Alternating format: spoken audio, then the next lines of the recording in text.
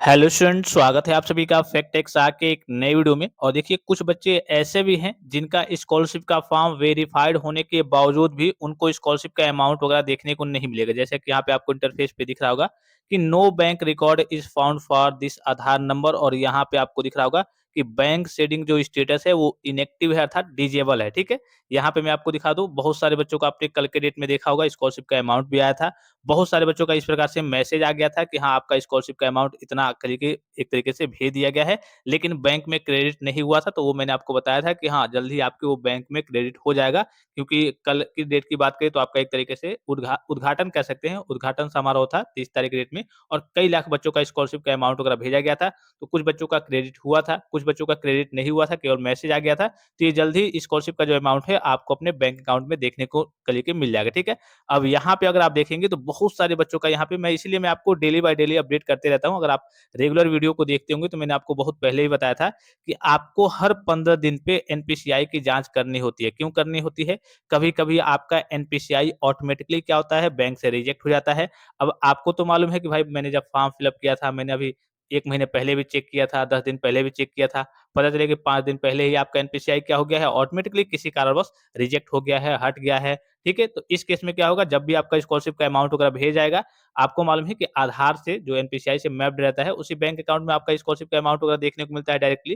तो उस bank account में भले ही आपने फॉर्म में अपना कह लिए कि अकाउंट नंबर जो भी आपका आईएफएससी कोड वगैरह होता है, सारी चीज़ें फिल अप की हुई है, ठीक है? लेकिन आधार सीट के थ्रू कह लीजिए कि डायरेक्टली आपका पैसा भेजा जाता है, तो वो डायरेक्टली फिल हो जाएगा। जब भी आपका पैसा भेजा जाएगा, एनपीसीआई आपका डिसेबल हो गया है, इनएक्टिव हो गया है, तो आपका स्कॉलरशिप का अमाउंट आएगा ही नहीं। तो यहाँ पे आपको दिख रहा होगा, इनका देखिए यहाँ पे कि please check with your bank to get your Aadhaar number link to your bank account. और यहाँ पे बैंक सेटिंग स्टेटस में यानी कि एनपीसीआई की बात करें तो इनएक्टिव है, अर्थात कहिए कि डिजेबल हो गया है, एक्टिव नहीं है। तो इस केस में इनका भी स्कॉलरशिप का अमाउंट अगर भेजा भी गया होगा तो इनके बैंक अकाउंट में नहीं आ पाएगा और फेल हो जाएगा। और जब एक बार आपका कहिए कि फेल हो जाता है, आपको मालूम है कि ये सरकारी काम वगैरह है, एक बार जब फेल हो जाएगा तो पता नहीं आपका दोबारा भेजा जाएगा या फिर नहीं भेजा जाएगा। तो इसीलिए मैं आपको टाइम टू टाइम जानकारी देते रहता हूँ। हाँ, ये काम करते रहिए। अब जो बच्चे होशियार हैं, वीडियो को नहीं देखते हैं, कहते हैं कि मेरे पास सारी जानकारी है, तो भाई ज़ाहिर-सी बात है कि उनके सामने समस्या आएगी। जब भी कोई, आपको तो मालूम है कि हाँ, मेरे पास सारी जानकारी है, लेकिन भाई ज़ाहिर-सी बात है कि आपके पास सारी हर एक प्रकार की जानकारी नहीं है।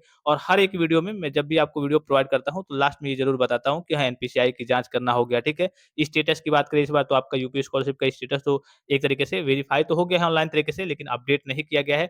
चलिए, उसको अभी देखने की ज़रूरत नहीं है, लेकिन ये काम आपको करना है। बैंक में एक बार क्या करना है, आपको ट्रांज़ैक्शन करना है, लेन-देन करना है, वो भी देख लेना है कि आपका बैंक अकाउंट वगैरह ब्लॉक तो नहीं है। ये सारी चीज़ें आपको अपने स्तर से अपना काम वगैरह ज़रूर करना होता है। अब इस केस में देखिए, अब इन बच्चों का जितने प्रकार के जितने भी बच्चे होंगे इस प्रकार से, अगर उनका डिसेबल दिखा रहा होगा, इनएक्टिव दिखा रहा होगा, तो इस प्रकार से अगर उनका फॉर्म ऑनलाइन तरीके से वेरिफाइड भी होगा, जब भी उनका स्कॉलरशिप का अमाउंट वगैरह भेजा जाएगा, तो उनका स्कॉलरशिप का अमाउंट उनके बैंक अकाउंट में क्रेडिट नहीं हो पाएगा। अर्थात सीधे कहें तो इस प्रकार के बच्चों का, जिनका करिए कि एनपीसीआई डिसेबल हो गया है, इनएक्टिव हो गया है, इन बच्चों का स्कॉलरशिप का अमाउंट वगैरह नहीं आ पाएगा, फॉर्म वेरिफाइड होने के बावजूद भी। अभी आपको मालूम है कि वर्तमान में स्कॉलरशिप आपका प्रचलित है, आ रहा है बहुत सारे बच्चों का, तो हो सकता है कि आपका भी आने वाला है और एनपीसीआई आपका डिसेबल हो गया है, तो इस प्रकार से करिए कि आपका अमाउंट वगैरह क्रेडिट नहीं हो पाएगा। ये काम आप छोटे-मोटे काम है, ये काम आप अपने स्तर से घर बैठे मोबाइल फ़ोन से भी जाँच कर सकते हैं। आप यूट्यूब पे सर्च कीजिए कि यूपी स्कॉलरशिप एनपीसीआई कैसे चेक करें, बाय फैक्ट टेक्सा आपको लास्ट में लगा देना है। आप करिए कि मोबाइल फ़ोन से मात्र 2 मिनट में घर बैठे चेक कर सकते हैं कि हाँ, आपका एनपीसीआई एक्टिव है या फिर नहीं, ठीक है?